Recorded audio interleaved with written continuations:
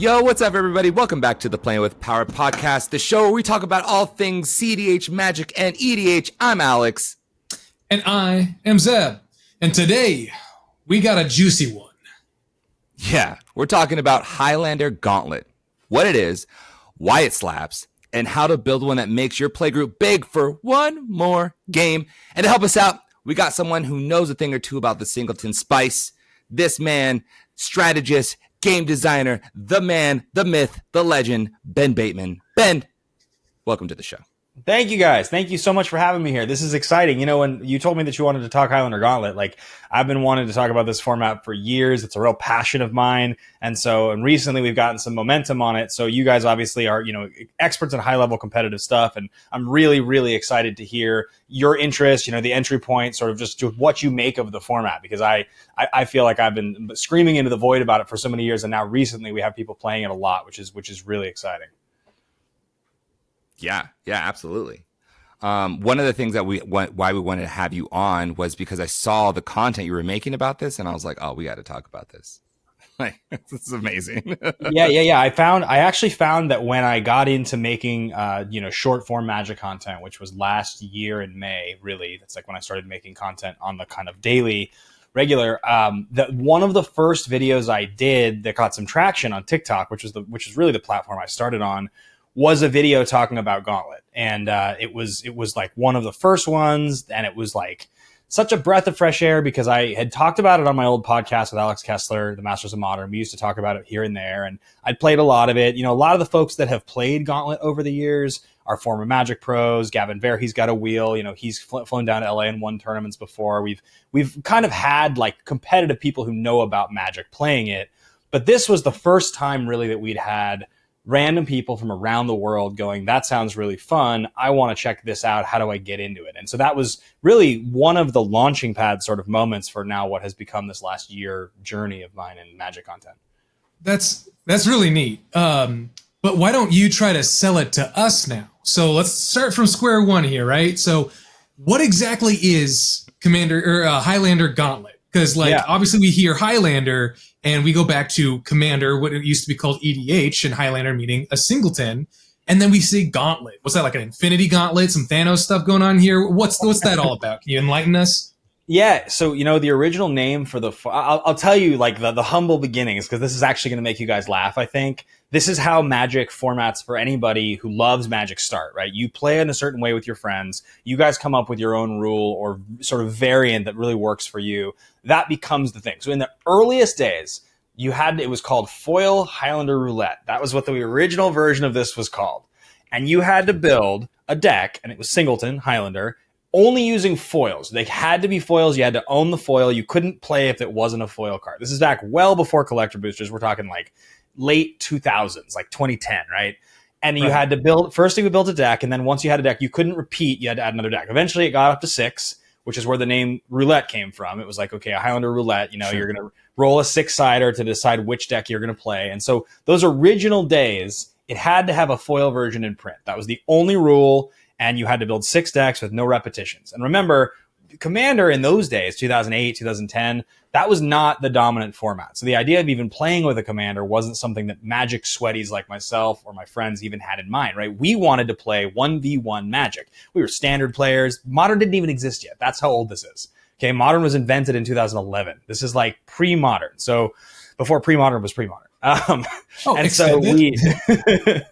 So we wanted to play, competitive Magic. I guess at the time you would have called it probably Legacy. That's probably what the format was, but you could only play foil cards. So automatically, all of those reserve list staples, all the power, that was all off the table. You could play Academy Rector. You could play, you could play like Wheel of Fortune because there was a Judge foil. You could play, Gaia's Cradle because there was a Judge foil, right? These were like the early versions of the format. But you could only play the foil version? Is that what was the restriction? Yeah. And this is the other best part. When the format started, you had to own a lunchbox. You had to put your decks in a lunchbox. So you had your decks, your foil Highlander decks, and they would be in a lunchbox. And so the early pictures of us at tournaments, everybody has a custom lunchbox. And it's really funny. Everybody bought them offline or whatever. Somebody had Care Bears lunchbox, Transformers lunchbox. That's insane. It was really funny. Awesome. So these are the early days of Highlander. before it was, Gauntlet. And so then as the years went on and more people played it, we would hold these little tournaments in Southern California. There'd be like usually somewhere between 12 and 16 people showing up. We'd do like every few months we'd do one. And it was like our favorite way to play Magic. And over time, it became more and more refined. And because like the decks were bad at the beginning, they were not good at all. And you were literally playing with what you had. It was the foils that we owned. So like the earliest decks were terrible because it was commons from packs, right? Like you guys remember how rare foils used to be. Like, oh God, yeah. You'd get 6 foils in a box and most of them were unplayable cards from like Nemesis or something, right? Like, so you would just like whatever you had would go into the deck. It was so funny when it used to be anytime they would announce like a new judge gift program, we'd get like 5 cards out of the format or something. Anyway, as the format went on, we played more and more, and it became clear that as collector boosters and just foiling was becoming more and more and more of a thing, we had to evolve the format. So around 2019, we had the hard discussion. Gavin at this point was sort of playing with us, so I got to bounce a lot of the ideas off of Gavin. And the suggestion I had was, what if we change it from foil to reserve list? It means that the only banned list is the reserve list. You can play anything that's not on the reserve list. It eliminates like 12 cards at the time, and a few of them were key. There was combo decks in the wheels that got killed because of Academy Rector. You can I was literally about to ask about that. Like the Hulk Flash combo type of stuff, body double, like, all that type of thing, Hive Mind. There was a bunch of Rector decks that got killed. Cradle obviously was a really key one. Wheel of Fortune was a big card. The Wheel of Fortune in 1v1 wasn't as big of a deal. That became bigger in Commander. So a handful of those cards got removed from the format, but there wasn't many, really, to be honest. Mox Diamond. Most of the stuff you removed was replaced by the fact that now we legalized Commander cards. We hadn't legalized Commander cards at that point. So now all of the cards being printed directly into Commander were legal in the format. And what became Highlander Gauntlet at the time, we decided let's get rid of the roulette connotation. So there's no sort of gambling association at all. And Highlander Gauntlet was formed. That was 2019. And of course, we went into the most social time in history the next 2 years and played lots and lots of in-person Magic. Lots and lots and lots and lots. But the basic gist of how the format works after that long story precursor is that you're playing a game of 1v1 Magic. It's 100 cards, 20 life, no commanders.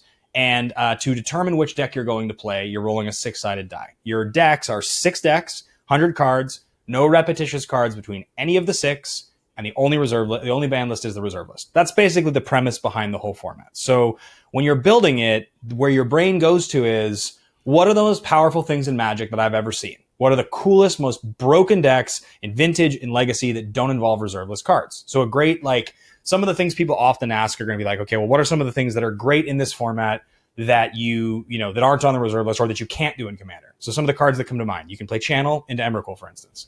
You can play Balance. You can play Tinker. You can play Mana Crypt still. It's still legal for us. The stuff that you can't do, you're not going to be playing dual lands. There's no Gaia's Cradles. There's no, there's no Mox Diamonds, right? But Chromox is legal. So it's a very fast format. You just don't have power, right? We don't allow any like silver board or any of that stuff. So that vintage list, right? Racially insensitive cards that like that whole 25 cards, they're not included. So stickers are banned, right? All the stuff that's banned in vintage is banned in our format. But basically, aside from that, when you start thinking about what's the best thing you can do, what's the most efficient thing you can do to win a game, that's in your wheel. And you're balancing it, though, between 6 decks. So when you build it, you sort of have to think about it like it's one giant deck list, right? So you can certainly have a fetch land deck if you want to have a deck that's going to, play Brainstorm or fill up the graveyard, but you're going to really hamper your mana base in the rest of your decks if all the fetches go into one deck. If you have Soul Ring in one deck and Mana Crypt in one deck, you're probably making that the fast mana deck, and you're not going to have that in another deck because otherwise you're splitting stuff up. Yeah. Interesting. So what was the decision point behind making it 100 cards, similar to how regular EDH Commander is played? Was there ever like a question of should it be down to 60 for, or is it just always so consistent even with the 100? Because in CEDH we mulligan hard, right? So how does that work for you guys? Yeah, what we found in the beginning was that the biggest attraction we had to the format was wanting to build something that had a serious building restriction. We wanted the consistency to be not as good. We wanted it to be that you actually really had to jump through some hoops to make your decks feel competitive. Now, all these years later, there are so many powerful Magic cards that have been printed, right? Like it's gotten so much easier with fixing because there's a million cycles of multi-lands now. There's so many efficient pieces of removal. There's better tutors, but it doesn't change the fact that when you get to those core cards, like the really powerful ones you guys play in cedh, they're not printing a whole lot of variants of hard counterspell. Blue counter target spell. Yeah, you can make logic not work if you want, but really at the end of the day, your mana drain, your counterspell, your force of will, right? Sometimes we'll get a card like Force of Negation added into Magic, and that's incredible for every format. But most of the time, you're still having to work around the fact that we don't get new Soul Ring. We don't get new Mana Crypt. We don't get new Vamp Tutor, Demonic Tutor. That's the stuff that they're not really giving us reprints for. And so most of the time when new sets come out, and you're looking to replace or upgrade cards, the thing that's the most exciting about Highlander, and always has been, is that because of the variance amongst the 6 decks, you get to build stuff that's pretty cool. And that means that when they print cards that are only good in narrow strategies, you get excited. So like a good example, I actually have my wheel here in front of me. I promise I didn't even plan that. It's just good luck. But like one of my favorite decks that I play, probably at this point my most signature deck, I would say, is I play this green-white, kind of like a double strike deck. And it used to be a double strike infect deck, but I got rid of all of the 4 infect creatures that were left because it felt like redundant. And also like you never want to be doing partial infect and then switching to damage. That's terrible. So, but so like for me, if they print like a really good new variant on like a groundswell or like a giant growth, I get really excited because like that's efficient for my deck. That's going to make my deck better. Every single time they give me another 1/1 double strike for 1 white, I'm so excited because I want more of those on curve, right? Like cards like Immolating Soul Eater, right? Like I have tons of turn 3 wins in the deck with like Soul Eater into like 3 mana Ajani or like, right? Like, Berserk, like, because you can play Berserk, right? Like these are all these like stupid play patterns of cards that most people never pay attention to. But I've been playing this green-white deck for years. And so I like know it like the back of my hand. It's one of my most consistent wins. Whereas I'm doing this in one deck, I've got Thoracle in another deck. So I'm playing traditional cards in another deck, right? And the Thoracle deck originally was a blue-green Merfolk tempo deck. It was just like a Kindred, like pretty good, sort of chunky 2-drop lords into 3-drops. And when I finally realized that I should move the black tutors out of another deck, I should put them in this, I should splash for black, put in Thoracle, basically play 6 black cards, and now I could have this blue-green Merfolk deck that had like a Gifts Ungiven Intuition backup package where I could win the game off of Thoracle. Because Thoracle on curve is just a Merfolk that's like fine to attack with on turn 2 if I need to. But it's especially good if I'm stalling out and need to find a way to dig for the win. So you get really creative with your deck building. I feel like you also get to see some cards that you wouldn't normally see in other situations because you have to find like a card that's as not as good, but does the job of another card. But the other that the better version is in one of the other 6 decks, right? So you've got Demonic Tutor, and you really need something like Demonic Tutor. So you play like Deliver Unto Evil or something like that. Because you just need something like that, right? Yeah. Exactly what you're saying. You end up going down the line with certain effects that you need. So like one of the hallmarks is, and it's a little less common, the meta's shifted. People don't tinker for Blightsteel as much as they used to. Feels like people tinker for... It actually feels like people tinker for Kappa Cannoneer more than they tinker for Blightsteel because it's so hard to remove early on, and it tends to take over the game pretty fast. Or they're tinkering usually for like Portal of Phyrexia if they like need. So the artifacts actually often do that. But when the meta used to play a lot of Blightsteel, and the Dark Depths is still a big part of the format, so you always have to make sure you're not going to just lose to a 2020 Flying Indestructible. So you have to make sure you've got Path to Exile and Swords in your wheel. That's obvious. And then how many other instant speed for 2 or less ways can any deck make sure they have access to not just lose? So you start to go down the line. Like I remember I started playing Swift Reconfiguration at one point, which was my tech. Like nobody else was playing that yet. And I was like, it's kind of gets the job done. Like it does what I needed to do. Or like, I'm a big fan of Suspend, the card from Horizons 2, the blue 1-mana card, or people will play Baleful Mastery is pretty common. Right. So you start to look for any and every way you can be accomplishing just efficient. There are certain things in cedh that there's enough of them. The redundancy doesn't allow for like copies 5 and 6 of certain things, but that's just not the Gauntlet, right? Like you end up wanting more and more and more ways to do similar things. Hmm. That's so cool. Yeah, Oh my god. So the meta is pretty sick here, right? Like there's a uniqueness to each deck, so people can't really like look up what's like a really strong wheel because it's dependent on what you're playing in your other decks. yeah, you can look on Moxfield. They added the format last year for us, and I think right now there's maybe 700 decks or so up there. It's been like Yeah. kind of a nice slow grind, right, of people adding, and so but they're grouped. You can click on them. You'll see like if you go to my Moxfield profile, mine are all in a folder. They didn't have the functionality to sort of add a wheel with no repetitions. Like it wasn't like part of the I was going to site. ask about that. Yeah. But you could, if you click on someone's profile, you'll usually see it'll either be labeled like Highlander Gauntlet Wheel 1 Deck 1, or like in my case, I only have one set of Gauntlet decks on my wheel, so you can go look at them. Yeah, like to give you a sense of like the styles of things people do. So like my wheel is Deck 1 is green white double strike, so that's going to be playing mana creatures. It's going to be playing. Right, like all of the 1/1 double strikers for one. Some cards you're familiar with probably, so you have Berserk in there. You've got Ranger Captain of Eos in there, right? There's some pretty efficient removal.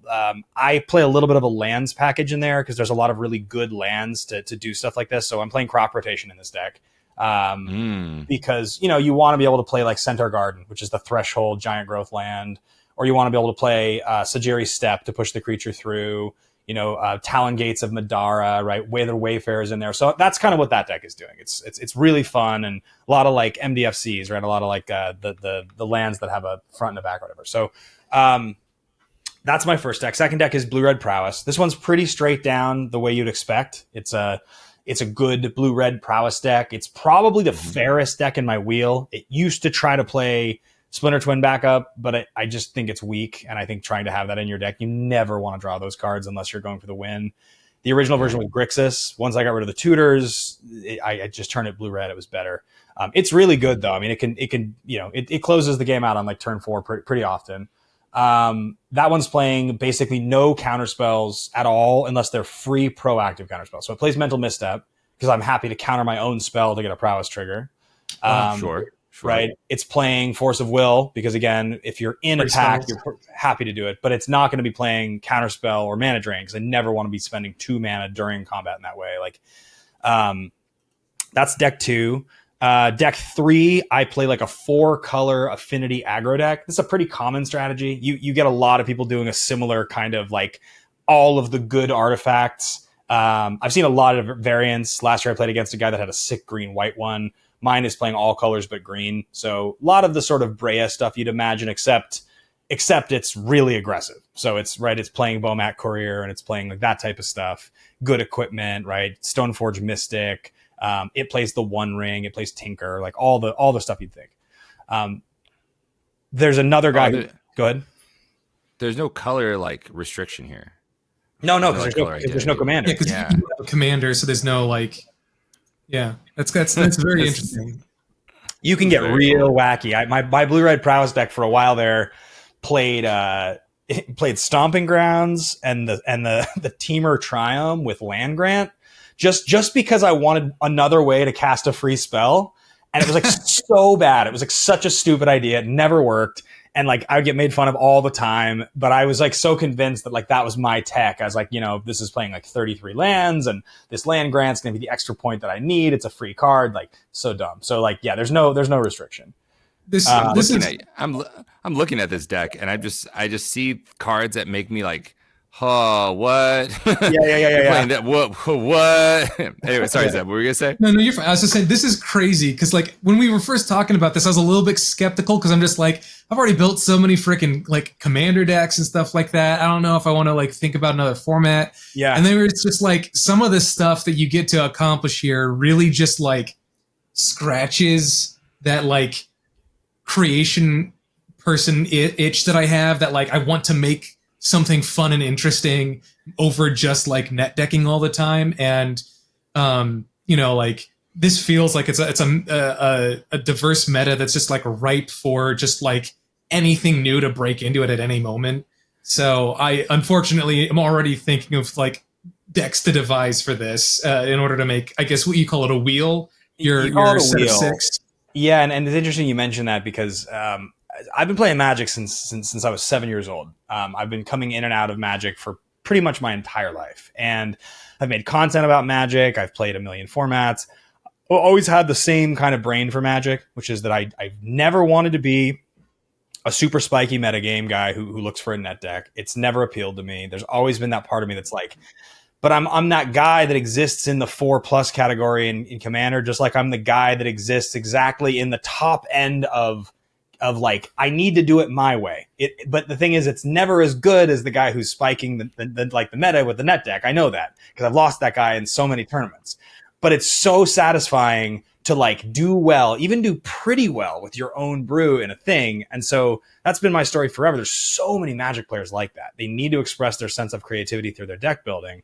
And so Gauntlet really allows you to accomplish it because there's just no way that between 600 cards, you won't find a way to play a dozen of your favorite stupid pet cards that you always have wanted to try to make work and like other people don't like or you get convinced aren't good. Like, and that's the green white deck for me. That's like the thing that I literally think I just cut Wax Wayne. I was playing, you guys don't even know what that is.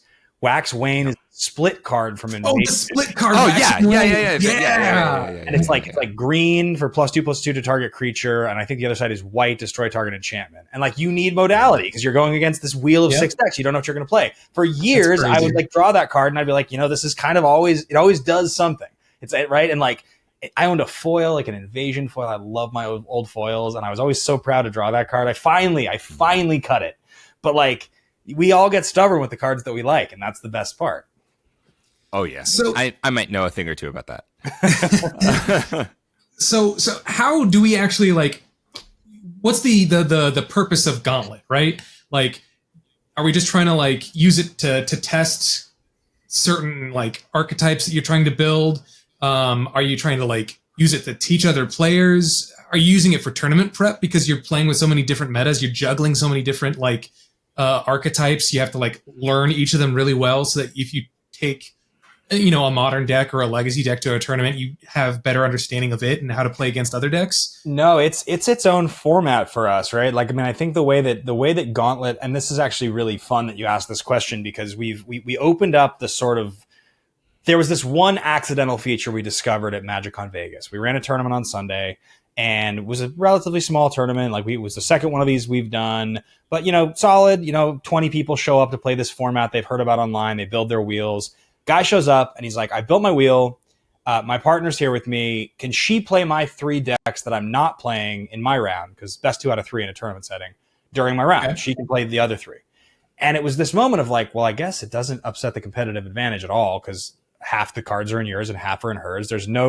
If it's random, there's really no reason that wouldn't work, right? And especially because in a tournament, sometimes you don't get to play all your decks. Sometimes for whatever reason that day, you don't roll deck number 6 ever. Like it just happens sometimes. And so it occurred to me that suggesting this to players as the way to build the format makes 100% more sense. Because now you've got a friend, you guys are talking about the theory behind the wheel construction, you're building the wheel together, and when you want to test it, you get to play the wheel against itself. One of you is playing 3, the other's playing 3. And so that's like the suggestion that we are now taking seriously and moving forward with. And what you're going to see, and I have a spell table tournament that I announced that's coming up relatively soon. There's an MagicCon Atlanta tournament on Sunday. But you're going to see I'm going to start making content pretty soon. And it's going to be 4-person pods.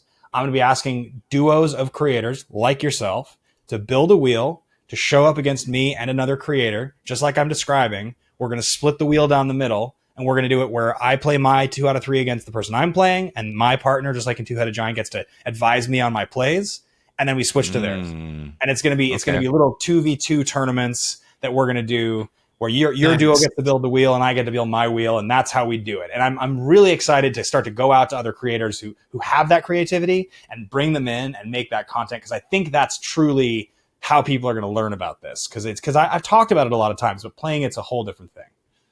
Yeah, that's I was literally thinking about asking you about that right after you were finished, about how like there are a lot of like cEDH and EDH tournaments where they will do Two-Headed Giant, where it's you can't share any cards between the 200 card decks, right? Exactly. And that literally is the exact same thing, and that's like such an elegant way to just like really cleanly take that problem and turn it into a really cool design limitation-ish. I mean, because it's not anymore limiting than what already existed, right? You're still using the same number of cards, Exactly. the exact same restrictions, but now you've got 2 brains, and you're also building for those decks to work well together, right? So it's very cool because I can imagine so many scenarios where it's just like playing the partners with cards to be like, I have a smattering of these partners with separated between these decks, so that like if we pair these decks together because we randomly roll them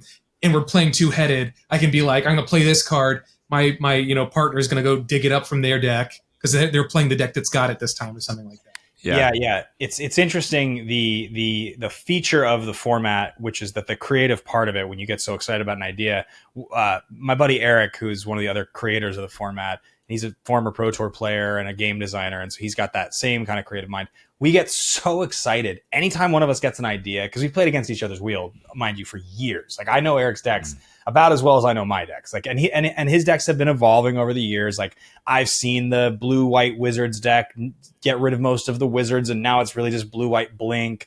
I've seen when he's taken all, like we those, anytime you do the surgery and you rip out a big part of the deck, like, I feel like I'm seeing something I've known for a long time change, and so I feel it. I want to discuss it with him, and so I can remember when I called him about adding black to the Merfolk deck, because I was like, eureka! I was like, I've discovered it. This is the most genius thing I've ever thought of. I was like, that deck used to be super good. It doesn't feel like it wins as much as it used to. I've got this idea, and I was right. And he talked me through it, and I was like, okay, well, what if I add a flash element? Now I'll play some kind of worse flash creatures, but it allows me to play Counterspell and Mana Drain in this deck. They work really well. Now I can add Gifts and Intuition. Oh, this is going to be so much better. And it really got so much better. So that kind of creativity is the most fun part. So talking about it with someone is the best way to do it. And Awesome. What's cool about, I love that this has, like, you mentioned in a tournament, you figured out 2 people could play from the same wheel. Yep. And I think that makes it so good for like a Friday Night Magic, where you're like, okay, I want to play my wheel, and I don't know if anyone else is going to bring their wheel, but what's cool is that I can share my wheel. Yeah. Right. It's like so easy, and like it's competitive still. It's like, okay, you have 3 decks, I have 3 decks. Let's roll. Let's do this. I think that's incredible, dude. That's so cool. Yeah, because you can't. I'm sorry, I was just going to say, it's almost like Cube in that sense, but even faster, because like you have these decks, and if there are 6 people or even just 4 people that just need to play a quick game or 2, you can just be like, all right, everybody, let's randomly roll which decks we're going to play, and you 2 play each other, and us 2 will play each other, and we can get 2 or 3 games in without even having to deck build, without having to draft. No one needs to bring their deck. As long as they've got some dice and a playmat, we're good to go, kind of stuff. Yeah. Well, I mean, you do have the other aspect too, which is like there's all these different player profiles, right? Like the thing you mentioned that comes to mind for me, and I've thought about this the whole time I played Magic, is that there are different sort of parts of our brains that itch, that need scratching when it comes to Magic, right? And most Magic players over their journey will discover there are different parts of Magic that they really, really, really like, and other parts that they don't really maybe like quite as much. One of the things that like Magic players at large who are around it long enough eventually drift towards is building a cube sounds fun. The reason it sounds fun is because these are all the cards I've liked. They're really powerful cards. It's replayable. I can constantly find ways to tweak it.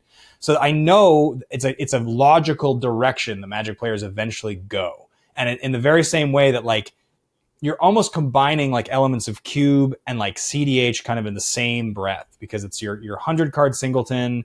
It's I'm customizing this thing that I like. It's like highly competitive. That's the one misnomer that sometimes people hear us talk about, is because it is a 100 card format, and because most content creators about Magic are, in theory at this point, Commander creators, like it's hard not to be. There's just so much Commander talked about and played. Even if it's not your primary format, you probably talk about it.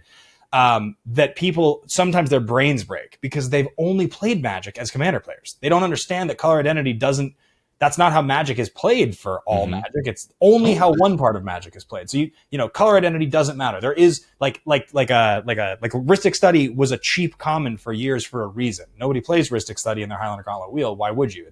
That card's bad in 1v1. Yeah. It's so sad to hear that a card at Ristic Study is bad. Can it be bad again so it can go down to like, less than $1, please? Exactly. Oh, gosh. All right. Well, Ben, let's hit you up with some rapid fire questions here real quick. Do it. First, what is your favorite deck archetype in Gauntlet so far? I mean, in my wheel, I feel like probably it is that green-white deck. The ones I've talked about so far are probably my favorites. I love that green-white deck. It's very unique to me. I haven't played against anyone who's played that deck. My blue-red prowess deck, I've played in Vegas and in Atlanta, or both Vegases. I've had people build my wheel or add my prowess deck to their wheel because I think it's a pretty understandable strategy. But I do love playing it. It's just a little too fair. When it loses, it feels like, why do I have this deck? Right? It always feels like, God, this was a half card behind the whole time. Like, why am I playing Delver of Secrets in any format? Which is like my favorite Magic card of all time, basically. I love Delver, but like it's even worse in a 100-card format where you never get it in your opening hand. Yeah. But I think the green-white deck's my favorite, probably. Awesome. What is a card that you would expect to be like doing super hot in this kind of a format that has actually been like hyper underperforming? I would say you're probably looking at a card like a Wheel of Fortune, and I would say not necessarily because I think Wheel of Fortune is. Oh no, sorry. You can't play Wheel. It's on the reserve list. That's old. That's old Gauntlet. You strike like Windfall or like. Yeah, strike that from the record. I'm trying to think of another one that like I would expect to be good and like never performs for me. It's funny, my brain goes to like Commander brain now. That actually makes sense because there's a lot of like cards because you're doing 100 card singleton format, so each card has a pull its weight pretty heavily. In multiplayer, we see that like cantrips aren't as heavily played, but in 1v1 they are. Do you see that same thing in 1v1? Yeah, every good cantrip is pretty much played in Gauntlet, like because somebody's got a storm deck. That's common, right? The Grixis storm deck is one of the logical places that people go to when it comes to their artifact deck because there's such a busted, broken, like Breach, Lotus Petal, like that whole thing people like to do, and it's pretty common. I actually have a pretty funny story. Gavin, when he played the format the first time, flew down here for the weekend. He built his wheel the night before the tournament because he's friggin' Gavin, because of course he can do that. And he just was like, yeah, sure, I'll build it. And he built a Grixis storm deck. And I think I had him on a Scepter Chant lock. I used to have a deck that played Scepter Chant. And I got him locked, and it was like 6 turns, but I didn't have any pressure. And I remember I went to Scepter Chant lock him, and he Final Fortuned in response, and and then proceeded to take an extra turn on his turn and storm off and win on the turn, and so that's like pretty indicative of the power level. What you're doing, right, is like and so I think probably that is the most common use of cantrips. I play them obviously in prowess, and some people probably play them in combo decks, but they're less common in combo decks. You're more tutor heavy in combo decks. I'm gonna follow up on that because I'm thinking about like this, like what I'd want to run. Would people who are on Breach run like cards like Space Time Anomaly now that it's been printed? It's like a unique brain freeze. What is that? A new card from the new set? Yeah, it's from Edge of Eternities. Yeah, target player mills equal to their life total, to your life total. Oh, sure, because that's the new blue-white one. That's the card people playing in Hope. Maybe it still feels a little slow, to be honest, and your life total at the point you're playing it is probably lower because you're probably getting beaten down. Aggro is pretty popular. I wouldn't be shocked if you're milling yourself 12 cards or 8 cards or something. Sure. 4 mana, right?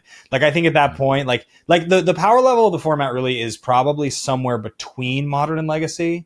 It's probably more powerful overall than Modern. Because remember, like if you want to talk about like a Breach deck, or you want to talk about like a combo deck with Thoracle, like Hermit Druid's legal. like people will like play turn 2 Hermit Druid and win the game on turn 3 like with regularity. That's one of the most common. You have to be able to not lose to a turn, to a turn 2 Hermit Druid. That's very common. Sure. Yeah, I would say like if a card that you read feels like this is probably cute, maybe good enough for standard, will it have an impact in modern or in legacy? For it to be good in Gauntlet, most of the time it's got to be good enough to have the impact in modern or legacy. Where you're going to see a weird card make an impact is if you have a very specific strategy, right? If you were a mill deck, for instance, and you specifically were planning on milling out your opponent, and now you have a card that potentially is mill 15 or mill 20 for 4, that's where that card would go, right? Because you're like, now I have some redundancy and I'm not locked into a blue-black strategy necessarily because there's no color identity. So I'm playing Glimpse the Unthinkable, and I'm playing all, the new land that's milling half their library, and I'm playing, right, like all that, or I guess the land doesn't do that, but anyway, yeah, you want to, no, it does. That new land from Final Fantasy does mill half the library. That's kind of probably more the direction you're going. Oh no! Wait Hold on a sec. for this man to have his webcam real quick. God, I want to play this format. I really want to do make a wheel where it's just like 6 colors. Like we got colorless wheel, we have green wheel. Okay. So I'm gonna respond to this and give you. I've done so many videos about this, and I've been asked so many times. Should I wait to explain this until Zeb is back? Is this going to be? Yeah. I'm excited for this. Oh my gosh, Ben, you're amazing. I like talking to you. Thank you. Thanks for having me on. I feel like I'm talking a mile a minute. I'm sorry to steal all the screen time. I want you to. I want you to talk as much as you need to. Please. Yes. Yeah. You're selling it to us. It's fine. The other thing too, and again, I'll I can get to this, but the other thing that's so exciting is just like a cube. I only have so many places that I can play certain cards, right? So they're like is a good example for you. I don't play Lightning Bolt in any commander deck. I constantly try to convince myself to, because it's my top 3 favorite Magic cards ever made. I always convince myself there's a spot for it, but I never end up doing it. So the only wheel that I play Lightning Bolt in, or the only deck in, is my Highlander Gauntlet wheel. It's in my Prowess deck, obviously, because it's like exactly what you want in that deck. Mm-hmm. And I, as you guys probably have seen in some of the content that I posted, have been collecting a full set of alpha. That's my like lifelong Magic goal. I got a pristine, gradable alpha Lightning Bolt this last week, and it's gorgeous. It's so nice. I was like losing my mind, and so now my Highlander Gauntlet for Prowess deck gets to play an alpha Lightning Bolt. It's the only deck I play it in, and it's like I have a great place that I get to play that card, which is like really cool. Just and exciting. Flex on them real hard. Oh yeah, that's how. Yeah, that's what I get to do. I put an alpha Animate Dead in a deck as well this week, so that was like, whew. Oh my gosh, yo, that's a flex. That's a really flex. Yeah. Okay, so the question I had was, like, I want to make a wheel, and just for just be chromatic with it, right? I have like a colorless deck, a green deck, a blue deck. Like, I feel like that's a solid strategy. Am I wrong? So there's like a crash course, beginner's crash course of like 3 or 4 thoughts or questions most people have when they first hear about it. You can go look at any of the videos I posted about this in the comments. It's basically exactly what I'm about to tell you. So one of them is this. Everyone's like, easy challenge. I'll build 5 monocolor decks and a colorless deck, or like a 5 color deck, and that's all I need to do. My wheel will be great. Answer to the question there is obviously you're sacrificing all of the multicolor goodness that exists in Magic. Your deck will be underpowered because you don't have a commander in the command zone. So there's nothing to like tie your cards together and, juice your strategy, right? You don't get to play Magda in your mono red deck or something. You're just relying now on you have to be a burn deck, which can be good. The mono red burn deck is one of the most consistent decks in the format. It always has been. But we have found when people have tried it, it is underpowered usually. The second question, without fail, what about Relentless Rats?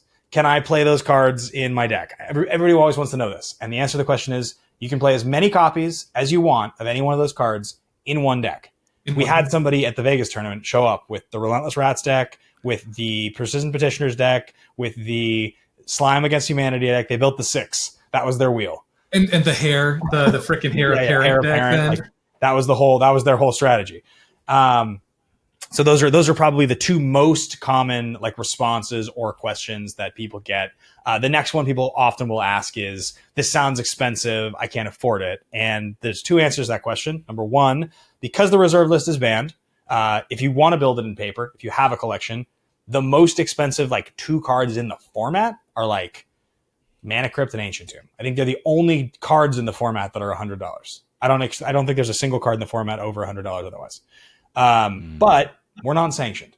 we allow 100% proxies and do not care at all. So at the tournaments that we're running, the online tournament and the tournaments that we've run, because they're non-sanctioned and they're through me, not through Wizards, you can show up with a fully proxied wheel and I don't care. And so far the tournaments I've been doing have been free entry with like giving away commander decks and dual lands and stuff, because I'm just excited to have people playing in the format. Sick. So feel free to show up. In fact, at Atlanta on Sunday, we'll be running Highlander Gauntlet Open, and my plan, if I can pull it off, is I'm going to hire somebody to print me out 10 fully proxied wheels from Moxfield and bring them in a suitcase. And the first 10 duos that sign up online and claim them can play them. So I'll have 20 people allowed in the tournament, because we're running the tournament as a duos tournament. The whole way I described it to you guys, that's the way that Vegas is, or that Atlanta is going to run. Okay. That's hot. Wow. I love that. I love that so much. Wow. Now all I'm thinking about is all of these like different cards that allow you to play as many one of them, like Nazguls. Yeah.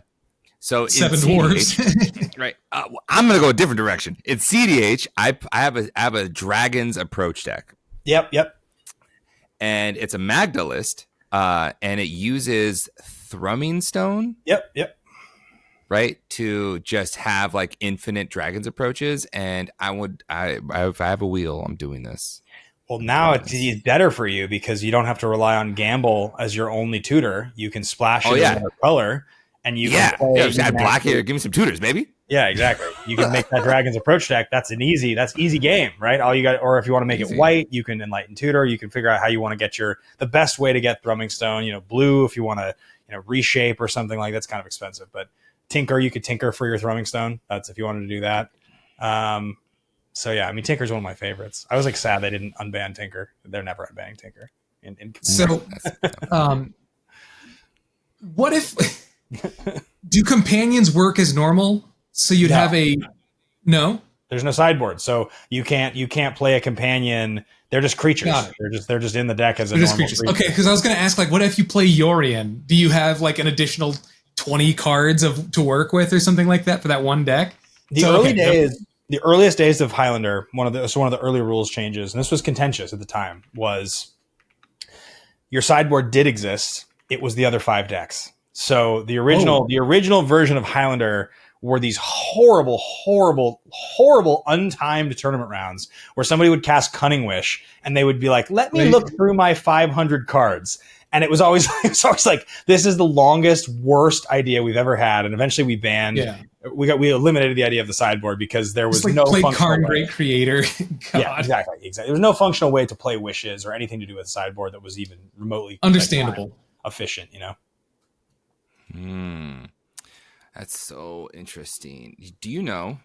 Okay, I'm gonna rules question you about companions. I'm gonna go back to companions. So companions aren't a part of your sideboard. They are in competitive 1v1. They occupy spot 15 in your board. So if they do they? Okay. So if you're playing in Modern, you have to sacrifice your 15th sideboard card for formerly Luris or anyone that hasn't been banned yet. But the ones when they were good before they were banned, systematically one at a time, they were the 15th card in your sideboard, and you could put them in your hand from your sideboard. Got it. Thank you. Appreciate it. Comments. Roast me. Thanks. Got him. Man, holy smokes. Okay. I'm convinced. I'm convinced, bro. This is cool. I like what you're doing over here. I do want to ask one question. Yeah. And that is, what is, like, in your opinion, the strongest deck you've seen in this format? Okay. So this is a great question because picture for a second Magic history redundancy in a 1v1 setting that for a fact you won't be going against the most powerful thing all at once, right? You know that because 500 of the other most powerful things won't be in the deck you're playing against, right? Mm-hmm. So imagine for a second the most annoying things that anyone does in any format with the most broken cards.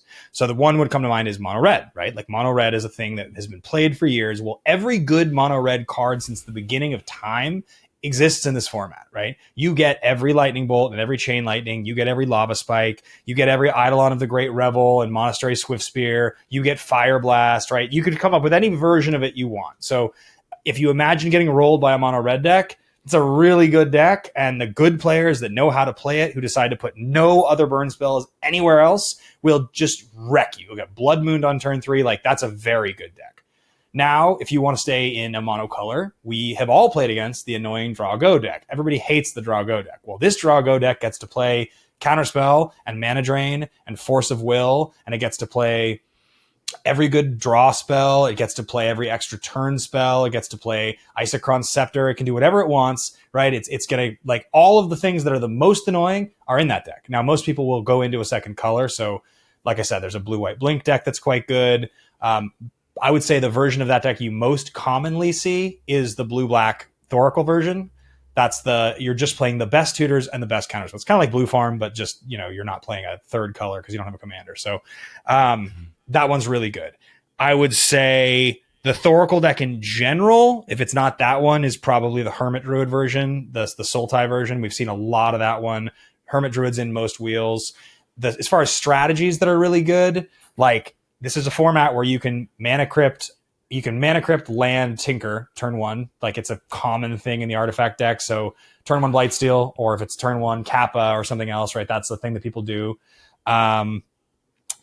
Strip Mine locks are very common. Like, there's plenty of Crucible exploration Strip Mine locks. That's not an uncommon thing at all. The lands deck is a commonplace. So here, can I pause for a second, use the restroom, come right back? Yeah, go for it. I'll be right back. Mm-hmm. Okay. Almost done. Yeah. Well, he'll do this, and then we're doing the outro and we're done. Not bad. Not bad. I Yeah, think sorry I for need to I was like, go ahead. I was just gonna say I need to, like, put, like, a fucking, like, fan right next to my poor little camera. I think it might be the cord that I'm using is causing it to overheat, because I have, like, a super long extendo cord, and it might be, like, because, like, I don't know. What kind of camera are you using? It's an Elgato. It's a 4K camera. It's like, I have a non-Shiba webcam. Okay. No, I've got no fucking clue. Yeah, I got this in the peak of the pandemic, and I have loved it ever since. Nice. Scott, don't you fucking dare, you stupid cat. He's gonna knock my goddamn camera over. Oh, the kitty. So what'd you think of the little player intro thing I did earlier? I love it. I told my wife that I want to make videos because I have like 3 ideas. See, they're of just videos that I fun. want to make. Yeah. And I'm going to. One of the ideas was to make an intro because I loved it. When I saw that, I was like, "This is sick. This is the sickest thing." I'm so happy that Zeb is a part of this team. Thanks. Yeah, no, I mean, like, I would really love to have, like, one for each Playing with Power member, and we can, like, maybe, like, switch them up every once in a while, but definitely, like, I just think that it would, like, do a lot to, like, give us faces so that people are just like, oh, it's higher. I mean, granted, a lot of people already know your face. Like, you and Ryan, I think, are the most notable, like, face-wise. But, like, it'll just make it so that people are just like, instead of asking, oh, you got Playing with Power shirts, do you enjoy their content? Instead go, holy shit, it's Playing with Power, right? Yeah. I love that you, like, I don't know, I love that you took the initiative on that. How long did it take you to make that? It took me 20 minutes, barely. Bro, it looks so sick. It looks so. I have an idea. I'm gonna make that video once. Okay, I should. I'm telling you, like, literally, if you want to just, give me an idea of what you want, and then you record a little bit of it and send it to me, I can have it done for you within an hour on any given day. That's sick. Yeah, I'm just gonna put on a jacket. That's all I'm gonna do. I'm gonna put on a jacket. And yeah, exactly. Yeah. Maybe put like I don't pay the one Like, because you had a cool hat thing. I like the hat idea. I thought it was really cool. Yeah, I felt pretty sick about that one. That was a proud moment for Zebedee. All right. So I can pick up where I was. I think I was just rattling off some of the most powerful things you can do. Yeah. So strip mine locks are, very, very common. Again, like, think about it in terms of just like Legacy. If somebody on the play against you gets the start that they want, sometimes you just don't get to do anything. Now, that's not most of the time. I would say that that's like 9 times out of 10, that's not going to happen. But like an oppressive start where somebody does something really, really good is something that does happen. And so most of those strategies, like I said, the land strategy is a common place people kind of go towards in general. So like that strip mine lock also is often going to be played in the Ren and 6 deck that is playing Thespian Stage Dark Depths, maybe Primeval Titan. That's like a pretty normal place. I think the thing with Gauntlet wheels is that there are probably 12 to 15 archetypes that are very common, and you'll see variants of them, but they're like the most often places that people will go. And it's usually because the best 3 or 4 things you want to do occupy the space that doesn't touch the others. So my wheel, for instance, the 2 decks in my wheel that are most recently built are Black Green Elves and Black White Aristocrats. They replaced older decks that were doing similar other things, and they are fine, but it's because I could play a Black Green Elves deck pretty easily. Elves kind of, it's its own thing. It fits into its own box. Black White Aristocrats doesn't really touch many other things unless you want to make sure you have tutors for them. And of course, I moved some tutors over because they both wanted to be able to combo. But I'm moving worse tutors over. So my Imperial Seal is in the Elves deck to make sure I can get the combo pieces. I want to say Profane Tutor went over into Aristocrats, so I could try to get, that one's playing Leon and Relic Warder with Animate Dead. It's that whole thing. So that's you people when they get to the 5th and 6th deck usually is where they struggle to be creative, and that's where the most creative stuff ends up happening. Is people figure out some janky thing they want to try out to fill out the end of the wheel.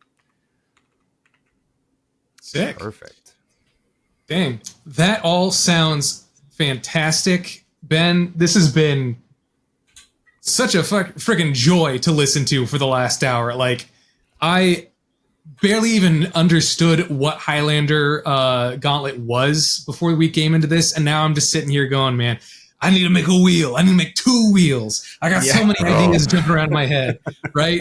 Yeah. So, everybody, that is our show today. Big thanks to Ben Bateman for coming through and dropping some Highlander heat on us. This has been a really great cast. I am so excited for y'all to, get out there and make your own Highlander wheels and drop in on MagicCon Atlanta to, show Ben what's what, Yeah, if you like. Yeah, the tournament will be on Sunday, and if you're interested in checking it out or testing it out, go hit any of my socials. I've got a link in my bio for both the Discord server for it and the Facebook group. That's where you're going to find people chatting about it, learning how to play whatever country or city that they're in. You can connect with some folks there.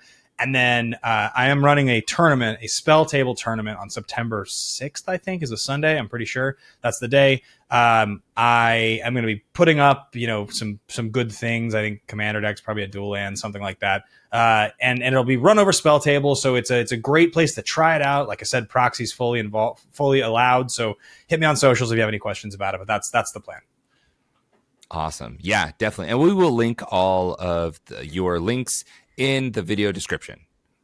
So excited to have you on. Again, thank you for coming on by. And if you're interested in playing Highlander Gauntlet, do your favor and check out those links in the description. You're going to see links to all of Ben's social medias, but more importantly, his Mox field, so you can get the secret tech on the wheels and how to make your decks. Yeah, thank you guys so much for having me. This was really fun. I feel like I want to ask you a bunch of questions now, but you've been generous enough to ask me some questions on the show. So, hey, 100%. We'll have you on again. We'll have you on again. Exactly. Yeah. I was about to say. Yeah, I want to get into cedh. That's my next thing. Is I was going to go and play in Hartford, and I didn't do that because I ended up running out of time. But I'm planning in October to play at the Command Fest. So I need to get some tech there. I hired Ian and then talked to him for an hour coaching. I wanted to understand what I was doing. I've got a whole deck list I want to build. So I'm on the way. Oh, we got you. Know that we got you. We got you. But for everyone who's watching, don't forget to like, subscribe, and tell us in the comments what archetype is your gauntlet that you have, that you have to include. And if you like the podcast, please drop a like, subscribe. Until next time, keep playing with power.